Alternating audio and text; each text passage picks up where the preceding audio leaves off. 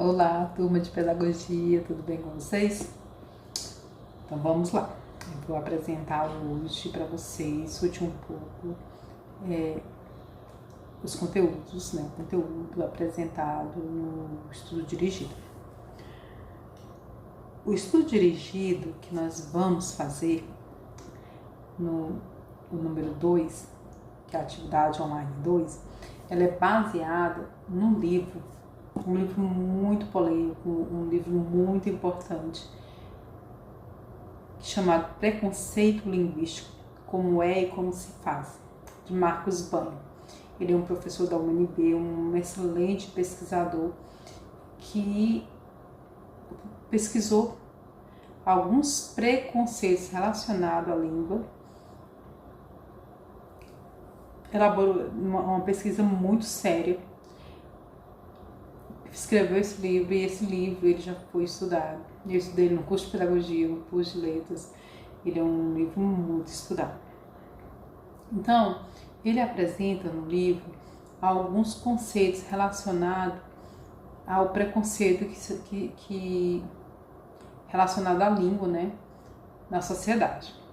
Então, ele vai o que ele destaca, o que é importante compreender ali, que há uma diferença, para a gente relacionar a sala de aula, há uma diferença entre a língua falada e a língua norma, né?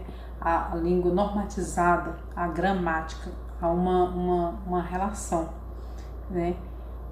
Que muitas vezes se confundem. Por exemplo, então um exemplo básico, coisa assim do cotidiano, leite, né?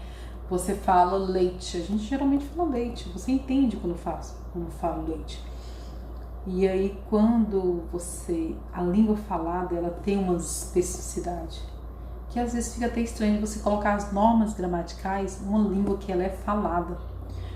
A norma gramatical, as normas, né, da língua, padrão, que são fixas, ela é um padrão para a escrita, não um padrão para a fala.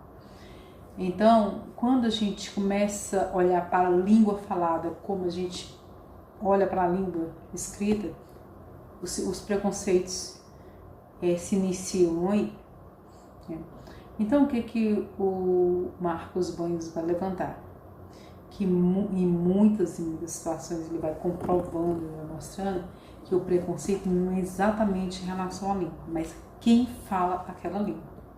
Então, os locais que falam, as pessoas que falam, sofrem preconceito em relação ao uso da língua, não exatamente pela forma como fala, mas quem é esse falante, né? O falante pobre, é o falante da zona rural, é o falante... quais são as características que vão delineando esse preconceito? Então, tá mais relacionado ao falante do que à própria fala. Então, ele vai nos apresentando algumas temáticas que vai nos convencendo realmente desse preconceito e muito relacionado à variação linguística. A variação linguística, ela precisa ser entendida e respeitada, né? Nós estamos num país, ou a extensão do nosso país, a extensão cultural, a diversidade cultural. Além disso, além da gente ter uma forma de falar em diversos locais, né? Eu tenho uma forma de falar, né? Cada uma pessoa tem uma forma de falar. Em relação à extensão geográfica do Brasil, mas também vai diferenciando por grupos, né? Os jovens têm uma forma de falar, uma fala que é comum ali, que eles se entendem. As pessoas idosas têm de determinada localidade, tem uma forma de falar. Essas formas, elas precisam ser entendidas e respeitadas. Retomando o exemplo do leite, né? A gente fala assim, dá um copo de leite. E ninguém fala assim, dá um copo de leite. Dá um copo de leite. Quando eu sou professora alfabetizadora, quando eu inicio meu processo de alfabetização com as crianças, esse é um exemplo que eu dou para eles. que a gente não importa, a gente vai falar leite, mas a gente escreve leite, não é? Mas não precisa ficar leite. Então eles ficam muito nisso, professora. Eu escrevo, eles estão no processo de alfabetização, então eles pedem eu para escrever, perguntam como é que se escreve determinada palavra, eu vou escrever, então eles falam, não, professor, não é leite, é leite, então eles querem escrever com ele. E aí eles já começam a iniciar. A explicação diz assim, como você fala, nem sempre é como você escreve, você precisa ter uma norma. E essa norma, no Nordeste, no Sul, no Centro-Oeste, vai ter uma forma escrita de falar, né? E a forma que vai variar essa é a língua falada. E a gente precisa desenvolver um processo de ensino-aprendizagem onde a língua normatizada, por as regras gramaticais, por formas escritas de falar, ela vai ser uma variedade dentro da língua. É uma variedade. A forma gramatical de organizar a escrita. E aí, isso saiu muita confusão. Então vamos aceitar as crianças escrever errado. Isso não é questão de escrever errado. A escrita, ela tem uma normativa, mas é questão de respeitar a forma das pessoas falarem, de não avaliar as pessoas exatamente pelas formas. Eu vou dizer uma forma de falar. Se você fala conforme está próximo à língua escrita, você é um bom falante, você tem mais valor.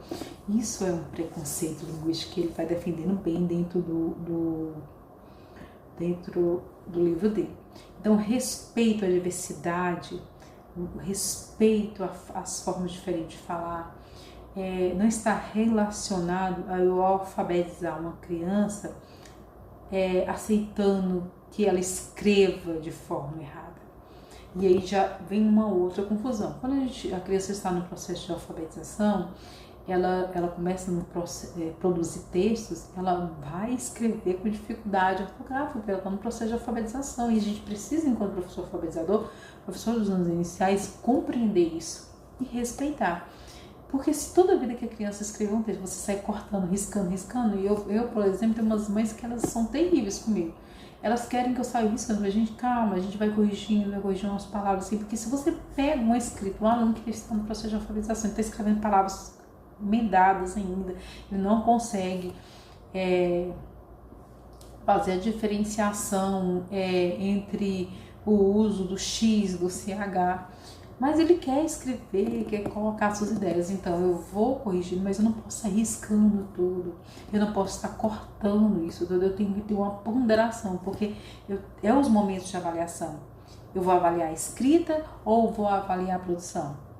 Não, professor, você vai validar um erro. Não estou validando um erro. Eu estou validando um processo criativo que precisa ser respeitado. Então, toda esse livro, quando ele foi publicado, ele gerou muitas polêmicas, nesse sentido de nós, enquanto professores de língua portuguesa, professores alfabetizadores, professores dos anos iniciais do ensino fundamental, aceitar os erros ortográficos como uma coisa normal. Não é uma coisa, não é uma questão de aceitar uma coisa como normal, entender o processo criativo, respeitar esse processo criativo e entender que as normas, que as normas gramaticais, elas têm um espaço. Então, esse trabalho, vocês vão ter a oportunidade de ler e vão responder algumas questões que eu elaborei para vocês de múltipla escolha, tá bom? Sempre vai ter só uma certa ou errada, só uma alternativa para vocês marcarem, tá bom? E vocês vão ter a oportunidade, primeiro leia o livro, tá bom, gente? Depois vai responder, que eu tenho certeza que vocês vão gostar muito desse conteúdo. E é um conteúdo fundamental para qualquer pessoa que estuda língua portuguesa. Tá bom? Tenha uma boa atividade, qualquer dúvida vocês sabem que eu estou à disposição, tá bom?